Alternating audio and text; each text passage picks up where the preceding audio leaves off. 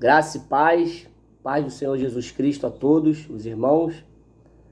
Quero aqui dividir uma mensagem, uma passagem que está em 1 Reis, capítulo 22. Miqueias profetiza contra Acabe.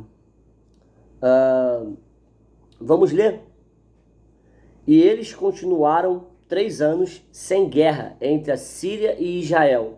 E sucedeu no 3º ano que Josafá, o rei de Judá, desceu até o rei de Israel. E o rei de Israel disse aos seus servos: Sabei que Ramote de Gileade é nossa, e estamos quietos, e não a tomamos da mão do rei da Síria? E ele disse a Josafá: Queres ir comigo à batalha em Ramote de Gileade? E Josafá disse ao rei de Israel: Eu sou como tu és, o meu povo como o teu povo, os meus cavalos como os teus cavalos.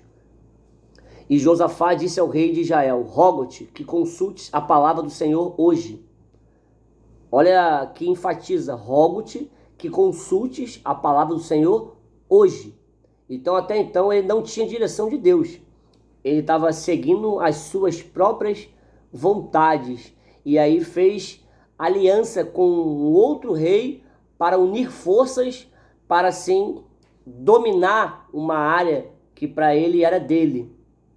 Então isso nos dias de hoje, né, nessa geração, nesse momento atual, a gente vê uma guerra política muito forte, né, os povos divididos, né, entre esquerda e direita, e aquele que é de Cristo não está nem na esquerda nem na direita, está no certo, e o certo pelo certo, a verdade pela verdade, independente da bandeira, independente do lado.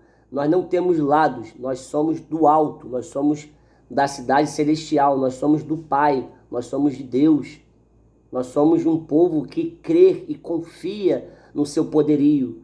Deus é Senhor em primeiro lugar, Ele é nosso Senhor. Não duvide do seu senhorio, não queira fazer parceria com outros reis para unir força para derrubar algum povo, algum reinado. Não, quem derruba é Deus, quem tira é Deus, quem coloca é Deus, quem exalta é Deus, quem abate é Deus e não o homem. Não confie em carros e cavalos, eu confio no meu Senhor. Vamos continuar a leitura. Então o rei de Israel reuniu os profetas, cerca de 400 homens, e disse-lhes: 400 homens, 400 profetas, que se diziam profetas, mas eram corrompidos pelo sistema, corrompido por homens, servia a homens e não a Deus. Devo ir à batalha contra Ramote Gileade, ou devo me refrear? E eles disseram: Sobe, porque o Senhor a entregará na mão do rei. E Josafá disse: Não há aqui um profeta do Senhor além desses, para que possamos consultá-lo? E o rei de Israel disse a Josafá: Há ainda um homem, Micaías, o filho de Imlá, por quem podemos consultar o Senhor. No entanto, eu o odeio, porque não profetizo bem a meu respeito, senão o mal. Então ele não gostava, ele odiava esse profeta, porque ele profetizava, falava, né, coisas mais a seu respeito. Porém, todas essas coisas eram de Deus. Deus que estava falando para Miqueias para dizer isso ao rei. Só que ele não gostava. Então vê que os ouvidos do rei estavam com comichão, não queriam ouvir a verdade. Eles estavam cegos, espiritualmente falando, sem direção. E quando tinha a direção correta de Deus, eles não ouviam, porque eles estavam mergulhados em seus pecados e seus delitos, nas suas iniquidades, nas suas próprias vontades, nas suas próprias cobiças. É um povo rebelde, um rei rebelde. Então, nada melhor do que um povo rebelde é ter um rei rebelde. Vamos continuar a leitura. Não fale o rei assim, Então o rei de Israel chamou um oficial e disse: apressa-te para cá, Micaías, filho de Imlá. E o rei de Israel e Josafá, o rei de Judá, se assentaram, cada qual em seu trono, tendo colocado as suas vestes em um local vazio, à entrada do portão de Samaria. E todos os profetas profetizaram diante deles. E Zedequias, o filho de Kenaaná, fez para si chifres de ferro e disse: assim diz o Senhor. Então tu repara que ele faz todo um adereço, um enfeite para profetizar, para ficar mais bonito, né? Será que está diferente dos dias atuais? As pessoas querendo fazer todo um cenário para enfatizar, para poder dar algum poder, alguma aprovação, que é o céu que está falando. Então, quando o homem de Deus profetiza, ele não faz rodeios, ele só simplesmente fala aquilo que Deus falou, porque não é ele que está falando. Então, eu não vou me responsabilizar pelo que Deus mandou eu dizer. Eu só vou dizer e ponto final, porque se Deus está falando, acabou, Deus falou. Agora, se Deus não está falando e a minha carne está falando, as minhas vontades, ou eu estou induzido por demônios, por diabo, que é o pai da mentira, aí sim, aí eu vou ter que criar um cenário para dar credibilidade à minha fala. Mudou alguma coisa hoje em dia? Não. O que mais você vê aí, falsos profetas, fazendo todo aquele artifício, adereço, né? Aquela encenação, encenando algo que vem da parte de Deus e Deus não está falando nada. Como estes ferirás os sírios, até que os tenhas consumido. E todos os profetas profetizaram assim, dizendo: sobe até Ramote Gileade e prospera, porque o Senhor a entregará na mão do rei. E o mensageiro que foi chamar Micaías falou a ele, dizendo: eis que as palavras dos profetas declararam bem ao rei em uníssono. Todos os profetas, os 400, falaram a mesma coisa. Rogo-te que a tua palavra seja como a palavra de um deles. Olha, ele querendo que o profeta de Deus falasse aquilo que ele queria ouvir, não ao contrário, porque os outros, aqueles corrompidos, aqueles vendidos pelo sistema, falaram aquilo que ele queria ouvir. Mas agora vamos ver o que o profeta de Deus vai dizer. E fale aquilo que é bom. E Micaías disse: como vive o Senhor, o que o Senhor disser a mim, isto falarei. Assim ele veio até o rei. E o rei disse a ele: Micaías, devemos ir em batalha contra Ramote Gileade ou devemos nos refrear? E ele lhe respondeu: vai e prospera, porque o Senhor a entregará na mão do rei. E o rei lhe disse: quantas vezes devo conjurar-te que não me contes nada além daquilo que é verdadeiro, em nome do Senhor? E ele disse: vi todo Israel espalhado sobre os montes, como ovelhas que não têm um pastor. E o Senhor disse: estas não têm senhor, que retorne cada homem à sua casa em paz. E disse o rei de Israel a Josafá: não te contei eu que ele não profetizaria bem algum a meu respeito, senão o mal? E ele disse: ouve tu, portanto, a palavra do Senhor. Eu vi o Senhor assentado no seu trono, e todo o seu exército do céu de pé junto, a ele à sua direita, um exército, e à sua esquerda. E o Senhor disse: quem persuadirá, né? E vai convencer Acabe para que ele possa subir e tombar, e morrer, e cair em Ramote Gileade. Deus perguntando no seu trono. E um disse desse modo, e outro daquele modo. E veio ali um espírito, e se pôs de pé diante do Senhor, e disse: eu o persuadirei. E o Senhor disse a ele: com o quê? Ele disse: eu sairei e serei um espírito mentiroso na boca de todos os seus profetas. E ele disse: tu o persuadirás e também prevalecerás. Vai adiante e faz assim. Tu vê que um próprio espírito de enganação se põe diante do trono de Deus, e diz a Deus: eu vou cumprir essa missão. Então até os demônios cumprem a missão quando Deus manda. Até eles são obedientes com a voz de Deus. E você que se diz profeta de Deus e profetiza que Deus não está falando, cuidado. Vamos lá? Agora, portanto, eis que o Senhor colocou um espírito mentiroso na boca de todos os teus profetas, e o Senhor falou mal a teu respeito. Todavia, Zedequias, o filho de Kenaaná, se aproximou e feriu Micaías no maxilar e disse: qual caminho passou o Espírito do Senhor de mim para falar a ti? E Micaías disse: eis que verás naquele dia, quando adentrares numa câmara interna para te esconderes. E o rei de Israel disse: tomai Micaías e carregai-o de volta a Amon, o governador da cidade, e a Joás, o filho do rei, e dizei: assim diz o rei, colocai este indivíduo na prisão, e alimentai-o com o pão da aflição, e com água da aflição, até que eu venha em paz. E Micaías disse: se em verdade tu retornarás em paz, o Senhor não falou por meu intermédio. E ele disse: atentai, ó povo, cada um de vós. Então preste atenção nas profecias. Aquele que está profetizando e o outro profetizando, se a profecia for ao contrário uma da outra, atentai à profecia.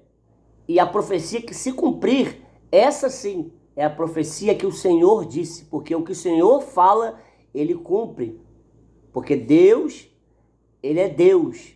O que ele fala, acontece. Agora, o que o homem fala, aí não acontece. Porque o homem que falou.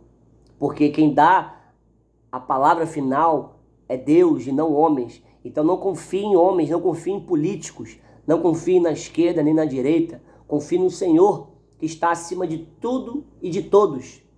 Amém? Então que possamos se voltar a nossa face ao nosso Criador. Porque é Ele sim, Ele que vai tomar frente de batalha e vai derrubar os gigantes. O gigante da moralidade sexual, o gigante da corrupção, todos os gigantes que estão se opondo contra a nossa nação brasileira, cairão sobre terra, se nós, o povo do Senhor, se dobrar o joelho e clamar pelo Senhor, clamar que o Senhor intervenha em todas as situações dessa nação. Enquanto nós que eu digo a igreja, que eu sou da igreja, enquanto nós continuarmos depositando a nossa confiança em homens, não vamos ter vitória. Vamos ter derrotas, vamos ter decepções, vamos ter frustrações cada vez mais, porque Deus não se alegra com quando o povo clama por outro homem. Deus só intervém em um problema quando nós clamamos o nome dele, o nome santo, o nome verdadeiro dele, Jesus de Nazaré, aquele que pode tudo. Então, não confiamos em homens, não colocamos a nossa confiança em homens. Irmãos, eu quero abrir um parêntese aqui, para vocês entenderem o que eu estou falando. Eu não estou sendo contra em todos os aspectos da situação política. Entenda isso. Eu não voto no sistema de esquerda em questão de princípios, né? Contra aborto, enfim, contra várias coisas que a própria palavra do Senhor as condena, tá? Porém, também, eu não tenho um político de estimação. Eu não concordo com todas as falas, atitudes também da direita. Tem muita idolatria, bezerros de ouro. Então, que nós possamos votar com consciência no melhor político, no menos pior, vamos dizer assim, né? O que tem mais a característica da palavra, né? Então, mas mediante a isso, a minha esperança não está nele, no homem, está em Deus. Então, eu voto com consciência no melhor candidato, ou menos pior, né? Mas, porém, eu não vou idolatrá-lo. Eu não vou levantar bandeira no meio da rua, não vou ir atrás, eu não vou gritar, eu não vou estar incitando uma guerra, incitando uma briga, algo que Deus não me trouxe. Deus não me chamou para isso. Deus me chamou para para pregar a sua palavra. Deus me chamou para confiar nele. Lembra-se, irmão, no Velho Testamento, todo o Velho Testamento está repleto de guerras. E guerras que o povo de Israel, que é o povo escolhido, que somos nós, lavados e remidos pelo sangue do Cordeiro, só vencemos a guerra quando depositamos e confiamos no nosso Senhor. Ele é o nosso Senhor, não é o homem que é o nosso Senhor, é o Deus. Deus criou os céus e a terra. Não tem outro, irmão. Então que possamos clamar o nome dele. Porque a nossa luta, Jesus disse, não é contra sangue e carne. Lutamos nas regiões celestiais contra principado e potestades. Esses são os nossos verdadeiros inimigos. Você quer uma analogia? Você lembra do filme Tropa de Elite? O 1 e o 2? O 1, o Capitão Nascimento, ele sufoca o tráfico de drogas. Já no 2, ele sufocando o tráfico de drogas, o sistema corrupto só crescia. Porque depois ele foi enxergar que o inimigo dele era outro. Isso é só uma analogia, tá, gente? O inimigo é outro. Então a gente está batendo de um lado, sendo que esses não são nossos inimigos. Por mais que eles são usados, né, para fazer a obra maligna, se nós atacarmos ele, também faremos as obras de Satanás. Jesus, Deus, não nos chamou para trazer divisão, para ter guerra carnal. Lembra a passagem quando Jesus iria ser capturado? E ali Pedro, um dos discípulos de Jesus, ele puxa, tira da bainha sua espada e corta a orelha do guarda malta. E você repara o que Jesus fala para Pedro. Pedro. Pedro tinha boa intenção de defender Deus, defender a pátria, a família, só que estava na guerra errada.